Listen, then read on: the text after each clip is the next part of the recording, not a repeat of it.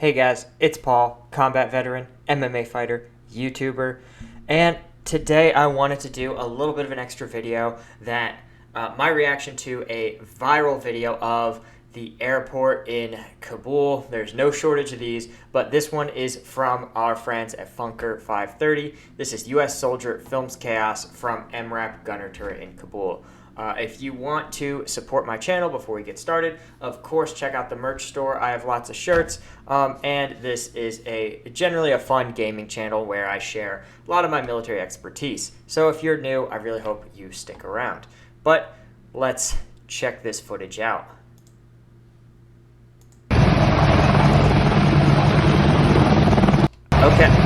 Okay, so what we've got here, it looks like we have two Apaches who are flying low and trying to use their rotor wash to basically clear this runway of pedestrians ahead of what looks like a C-17 getting ready to take off. So, okay, we can see here, it looks like there is, let's see if I can point this out to you guys. There's a Cougar right there on the right of the screen. That's a type of MRAP. It looks like there's a Humvee, like a parts truck or a box truck, and then there is another Cougar MRAP. So MRAP is mine resistant ambush protected vehicle. These are $1 million+ highly armored vehicles meant to ensure crew survivability for even the largest IED strikes. They have incredibly thick high-end armor, very, very expensive composite plexiglass windshields, and yeah, they're incredibly expensive vehicles. So I'm unfortunately not surprised that we're leaving a ton of them floating around in Afghanistan, but they're also not very easy to maintain. That when you have that much weight being hauled around, a lot of parts break, and you can bet the U.S. won't be letting any new parts come into Afghanistan in the future. So these will be scrap here pretty shortly.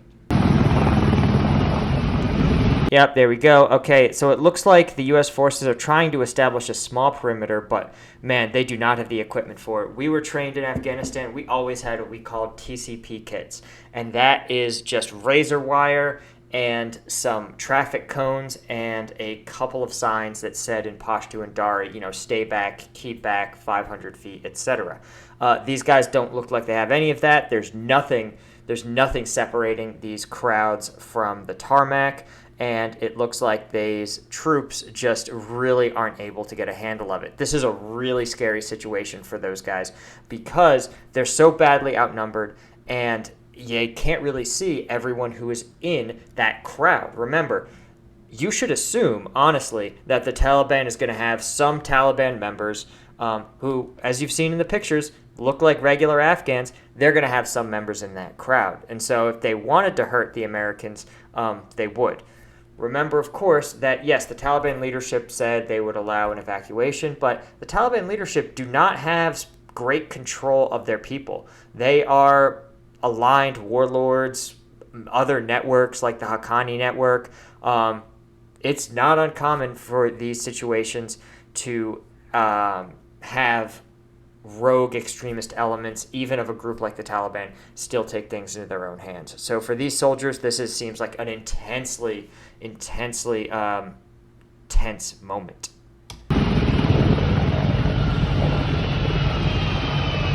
Okay, so you see the MRAP up close. That's an MATV. That is a MRAP design that was meant for the rough terrain of Afghanistan. It's lighter weight, and again, the bubble that protects the crew is even smaller, but basically everything else is like a composite plastic. It's very, very lightweight.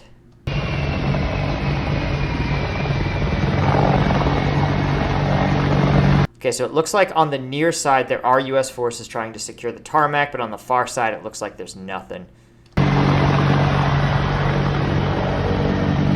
I saw one U.S. truck there. Okay, there's our gunner with his saw, I think. Yeah, these guys have none of the equipment they would need to control a crowd like that.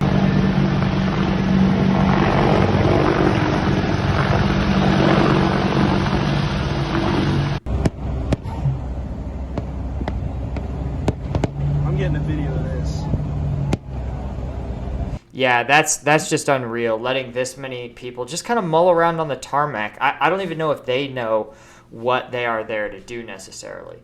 You know, we forget how, in retrospect, we know exactly what's going on from the leadership, but those individuals on the ground might be very confused, right? Those Afghans may only understand that the Taliban have taken the rest of the city and feel like they've been pushed back into the airport. They may believe that when the U.S. forces leave the airport, they will leave behind, again, millions of dollars of supplies, which I'll tell you, I would want to be at the airport after the Americans leave and pick up high-end equipment, whatever's left behind. Absolutely.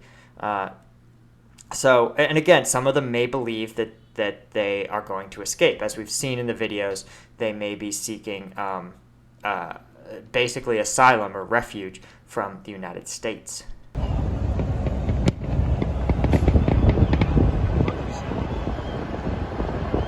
Okay, it looks like maybe they've established some sort of perimeter there, right? You can see a lot of people are waiting at what looks like some sort of defined perimeter. I hope so.